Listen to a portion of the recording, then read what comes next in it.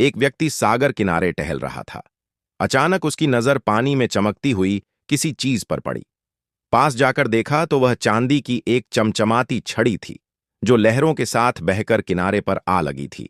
उसे इतनी कीमती वस्तु यूं ही मिल गई, यह सोचकर वह खुशी से झूम उठा और छड़ी को उठाकर टहलने लगा।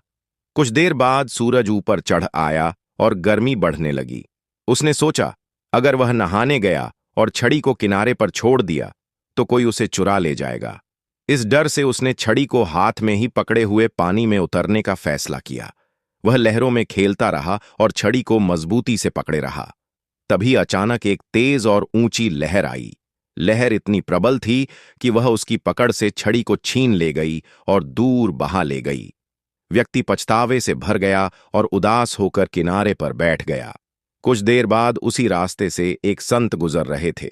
व्यक्ति को चिंतित और उदास देखकर वे उसके पास रुक गए और बोले, बेटा, इतना दुखी क्यों हो? व्यक्ति बोला, स्वामी जी, मैं उसे बचा नहीं पाया। वह चांदी की छड़ी लहरें बहा ले गई। संत ने आश्चर्य से पूछा, तुम छड़ी लेकर पानी में नहाने क्यों गए? व्यक्ति बोला, मैं उसे किनारे पर छोड़ने की हिम्मत नहीं कर पाया। डर था कि कोई चुरा ले जाएगा। संत मुस्कुरा दिए और बोले, लेकिन बेटा, तुम वह छड़ी साथ लाए ही क्यों थे? व्यक्ति ने विनम्रता से कहा, स्वामी जी, मैं उसे साथ नहीं लाया था। वह तो मुझे किनारे पर पड़ी मिली थी। संत हंसकर बोले, जब वह चीज तुम्हारी थी ही नहीं तो उसके खो जाने का इतना दुख क्यों? जो बिना किसी प्रयास के मिला था, उसके जाने पर मन इतना भारी क्यों कर लिया? व्यक्ति संत की बात सुनकर सोच में पड़ गया। संत आगे बोले, बेटा, जीवन में बहुत सी चीजें अनायास मिलती हैं। ये खुशियां, ये उपहार, ये अवसर, सब परमात्मा का आशीर्वाद होते हैं। इन्हें सराहो, पर इनमें उलझ मत जाओ।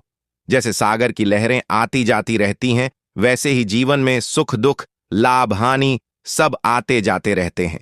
हम बड़े घर, गाड़ी, पैसा, नाम और शक्ति के पीछे भागते रहते हैं और भूल जाते हैं कि एक दिन सब कुछ यहीं छोड़कर आगे बढ़ जाना है। हम उन चीजों का हिसाब लगाते रहते हैं जो हमारे पास नहीं है, और उन अनमोल उपहारों को भूल जाते हैं जो जीवन हमें चुपचाप देता रहता है। संत के शब्द व्यक्ति के मन में उतरते चले गए।